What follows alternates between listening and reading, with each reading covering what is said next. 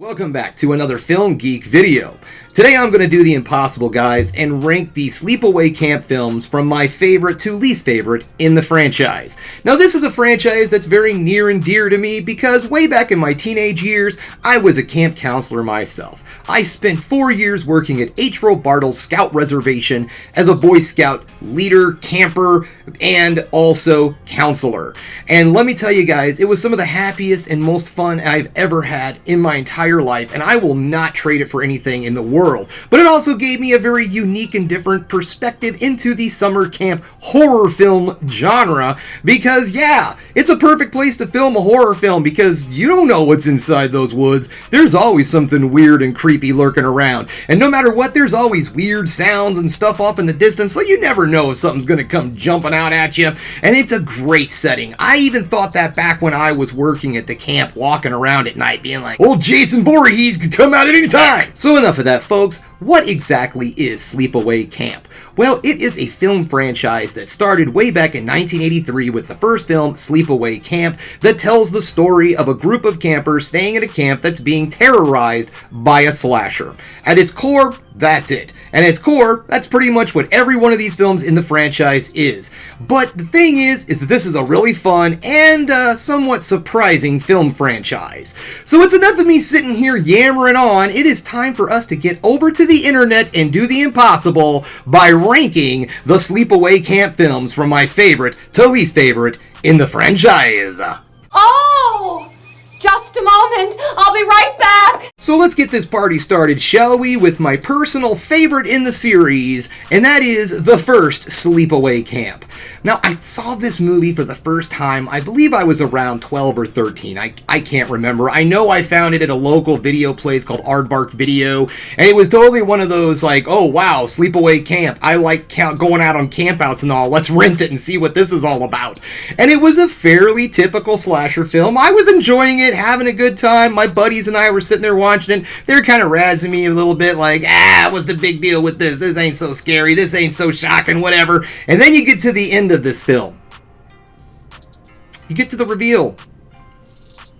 And let's just say, guys, I ain't gonna talk about it because there is a chance that somebody out there watching this video right now has never seen this movie.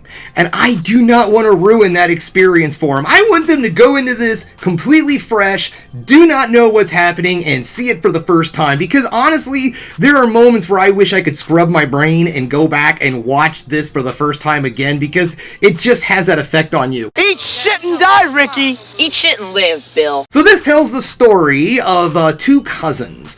One boy, one girl, Ricky and Angela. And this is the beginning of our slasher, Angela. Anyways, Angela and her cousin go to this camp, and everything is pretty typical. Angela is kind of the nerd and is getting picked on and everything. And as while Angela's getting picked on, people are getting pecked off one by one. Now, is it Angela or is it her cousin Ricky? We don't know. And the film actually does a pretty good job of red herring the whole thing and all. But if you do have the Blu-ray version of Sleepaway Camp, such as myself, the special edition Screen Factory Blu-ray, as a matter of fact. Now, if you own this, then you're cool. You're a really cool guy. Now, you notice this isn't the same one. I know I like to flip my covers around to where they have like the original cover on there. So the other cover of this has Angela, on the front of it and everything. I really do like that, but honestly, for me, it's the classic, but I digress. So anyways, if you own the Blu-ray, some doesn't have all the shadow like the old VHS does, and so unfortunately, the card gets played a little soon for the red herring aspect of the film if you watch it now, so you're going to be like, what's going on here? That's not a surprise. Then you get to the end and you're like, oh, okay. But yeah, this film also delivers in some other like really good practical effects. One kill in particular with the cook on this at this camp is ridiculously good. There was so much freaking work done, and it pulls off the effect of somebody being third degree burns forming on somebody from boiling hot water is very, very well done. And honestly, all of the makeup and I guess you would say puppet designs were really good. So this film in itself was, it was a fairly typical slasher, but then at the end, boy, oh boy, let's just leave it there. Let's leave it there. This is a very solid one for me, guys. Now, as you're also going to say, Angela does make a change. The same actor does not play Angela in all 4 films. She plays Angela in 2 films, and then another actor plays Angela in another 2 films. In the first film, she's played by Felissa Rose, and in the 4th film, she's played by Felissa Rose. But in the 2nd and 3rd film, Angela's played by Pamela Springsteen, who, yes, is the sister of Bruce Springsteen. So there's just some little facts there. And so the both of these actors do have a different way of playing the character. And for my money, honestly, I like this one right here, but just for this movie, because the tone and everything shifts later on down the road, and I feel like this changing of the actor was kind of important for that, because Felissa works really well for this depiction of Angela, but as this goes on, you'll see what I mean. It gets into a very different type of territory. So that brings us to the second film, my personal favorite second film in the series, and that is number 3, Sleepaway Camp, Teenage Wasteland. Teenage Wasteland, in my opinion, finally grasps 100% the silly, goofy, just idioticness of this film franchise, and it just puts it on full display. I caught something. Ooh, where'd that thing come from? Storm must have washed it up. There's a lot of trash in this lake. What day is it anyway? It's Saturday. Yeah, the 14th. Silly dialogue, over-the-top kills. This film has everything you would want from a really fun, campy, goofy horror comedy. During the sequels to this, they decided to get away from it being a more serious, horror film and just make it pure and cheese camp cult film type stuff. And I feel this film in the franchise is the one that fully grasps that concept and makes it an absolute blast to watch. In this one, Angela has, probably one of the best openings whatsoever in any of these films, and one of my favorite slasher openers ever. Like, it starts off with a girl we don't know, and she's getting ready to go to camp. She's not going as a counselor, she's going to some outreach program for troubled youths and so on and so forth. So she's getting ready to go, and she's walking down the streets of New York, and it seems like she's being stalked by a big old truck, and wouldn't you know it, it's Angela. Angela runs her over with this big truck, and I mean, just all the stuff that you have to go through in order for Angela to have this truck, to know exactly where this person is, and so on and so forth, is just so complete batshit crazy weird that it works. You don't care. So the movie lets you know exactly what you're in for right out the gate, and I love it. I thought it was a lot of fun. This is a just all around fun, silly, camp slasher, and it really brings it in this film, and I had a great time with it. Number 3 is going to be the number 2 in the series, Unhappy Campers. Say no to drugs. And to be perfectly honest, guys, 2 and 3 for me are about equal when it comes to quality-wise. I think they're both very well done. This one, however, 2, I feel has better kills. I mean, for God's sakes, one of the kills is Angela shoving someone into a porta potty. Yes. And then the reveal at the end where she's showing off all of her victims and all is one of my favorite moments in horror history. This film is the beginning of the camp aspect, well, campiness, not camp, but campiness aspect of the franchise. It starts bringing in a lot more humor, there's more jokes, but it's still kind of grasping onto horror a little bit more in this one. It doesn't fully make the film completely silly. There's some moments of, pretty good scares and so on and so forth. And then just honestly, Pamela Springsteen in these films, she is outstanding. She's so much fun as this slasher, and I really feel like she brings so much more personality and fun to the character of Angela. The problem is that they're completely different types of characters, to be honest. In the first film, she's very quiet and recluse, and then in the second one, when she becomes a camp counselor at these camps, or in this one, or, and so forth, whatever, she's more outgoing and getting up in front of people and out there and so on, and her whole vibe changes. In the first film, she's more of a, if you're bothering me, I'm coming at you kind of thing.